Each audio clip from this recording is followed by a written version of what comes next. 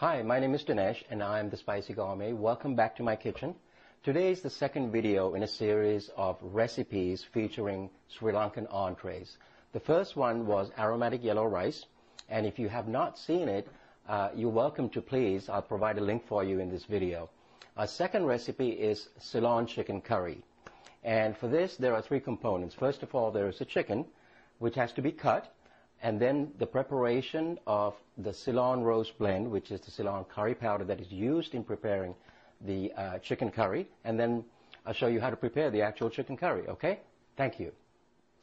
So, this is how you joint a chicken. And of course, I've done this probably hundreds, if not over 1,000 times before, but never for you. So if I start hacking away because I'm making a mistake, I apologize in advance. So what you do is you have the bird. It's washed, cleaned, and dried.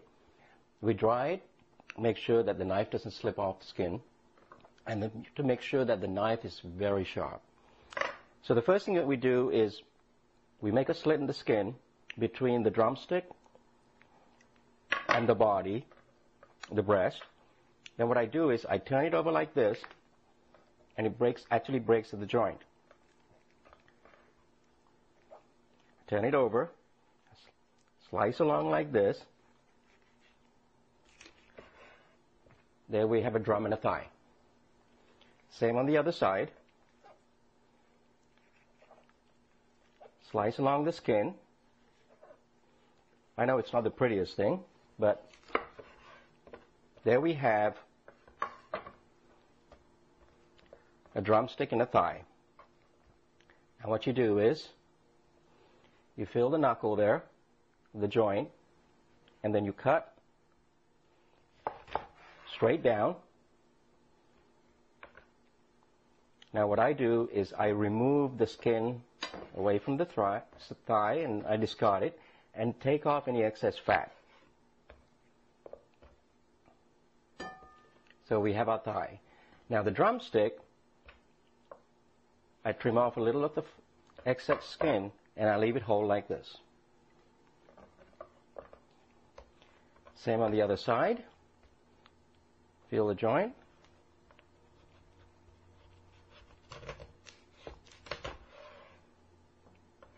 Remove the skin away from the thigh. Now comes the wing. Now, I prefer not to include the wingtip in the curry. So I discard that, then I cut the wing in two, like that. Now this takes a little practice because basically you're learning where the joint is.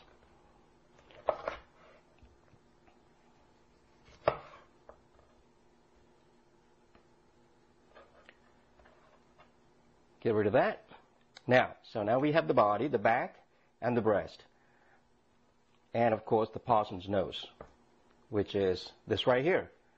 Now my wife likes the parson's nose, so we're going to include that. We're going to cut away the excess fat, discard that. Now what I do is I'm going to actually remove the skin away from the breast, which is quite easy. Like this.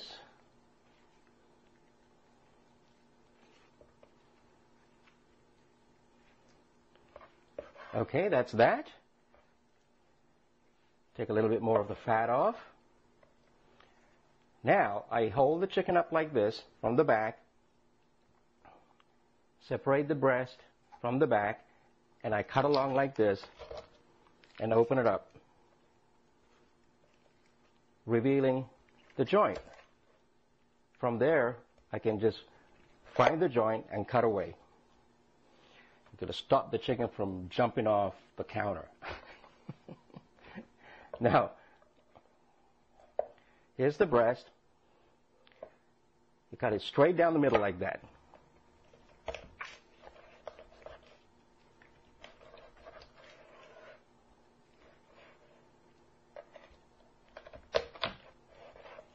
Okay? Now, what I'd like to do is, you want to try and make the pieces for the chicken curry as small as possible, but to a degree, because you do not want to make it so small that the pieces just kind of melt away in the curry.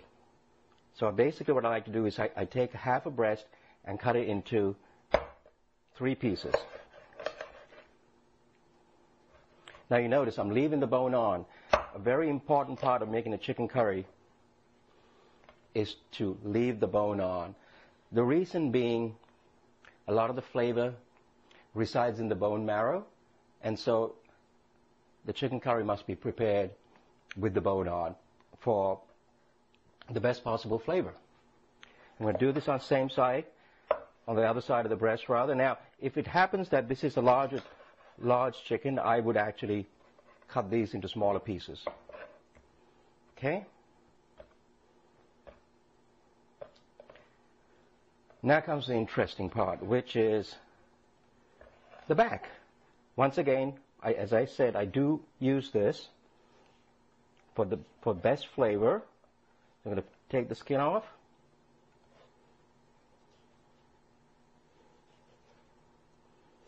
Because leaving the skin on too many pieces will result in a lot of fat in the sauce.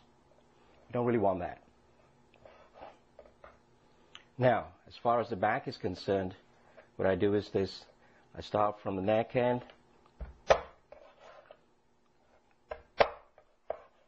See, if you have a sharp knife, this makes for easy work. There we go. Now, it's entirely up to you when you're serving the actual curry, when you dish it out, if you keep these pieces in the curry or not. If you find that it's too unattractive, you might embarrass your guests. You do not have to include this in the actual serving dish. But I do. So I make this a little bit smaller because, I like to stick to tradition. Some people shy away from using bones. But, if it's not genuine, why bother doing it? There we go. We've cut the chicken. Next, we're going to prepare the curry powder, the Ceylon roast, that we will marinate this chicken in.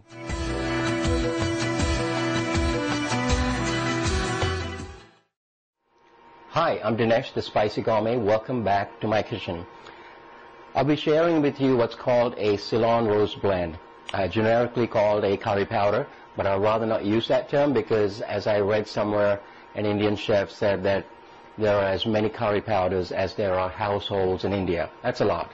So I'd like to keep things separate, different, unique, so it gives them individuality, and this is the Ceylon roast blend. Now, the Ceylon roast blend is featured in this recipe book, and we'll be following the same recipe except for one major difference. Actually, I was going to say a small difference, and that is this.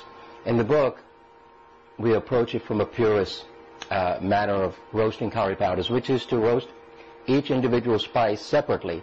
Now, I'm not inclined to do that much, as possibly you're not either.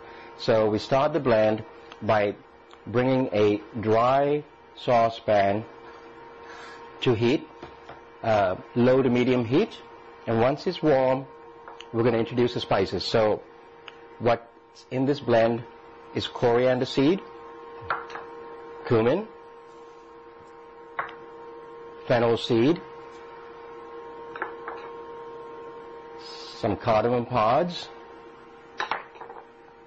cloves, Ceylon cinnamon. We want to take this Ceylon cinnamon and crumble it up a little bit. This is very easy to crumble, unlike cassia, which is a very, very tough bark. Put that in there. And then finally, some fenugreek seeds. Now we also have some cayenne pepper, but that's to be added later on. Okay, I almost forgot about this final ingredient, something really quite important, and it happens that we do have both the powdered curry leaf in our selection and this lovely fresh organic curry leaf. And this is called a sprig of curry leaf. It's what's on the stem.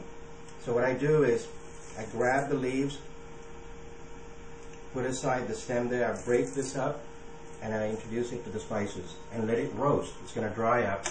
And this is going to take on low heat about 15-20 minutes. We want to stir it occasionally, not allow it to burn, but to toast till it's quite dark. It requires a little patience, but a lot less patience than roasting the spices individually.